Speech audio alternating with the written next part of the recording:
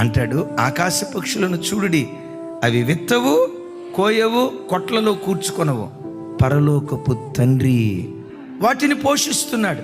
ఆ పక్షుల్నే పోషిస్తున్న దేవుడు, వాటి అవసరాలు తీరుస్తున్న దేవుడు, ఏ చింతతో నీవు వచ్చావో నేను ఎరగను. గుండెల్లో ఏ బాధ పెట్టుకొని దైవ సన్నిధిలో కూర్చున్నావో నేను ఎరగను. ఆకాశ పక్షులను పోషిస్తున్న దేవుడు నిశ్చయముగా నిన్ను పోషించే పోషణకర్త, నీ ప్రతి అవసరత తీర్చే దయగలిగిన దేవుడు. చూస్తూ ఉండు, విశ్వసిస్తూ ఉండు.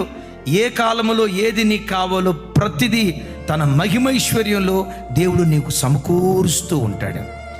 చెప్తూ దేవుడు అక్కడ మాట్లాడుతూ అంటాడు, అడవి గడ్డి పువ్వులను చూడుడి, అవి ఎలా ఎదుగుతున్నాయో చూడండి అని వాటి అందాన్ని పోలుస్తూ ఒక మాట అంటాడు. సమస్త వైభవముతో కూడుకున్న సొలొమోను సైతం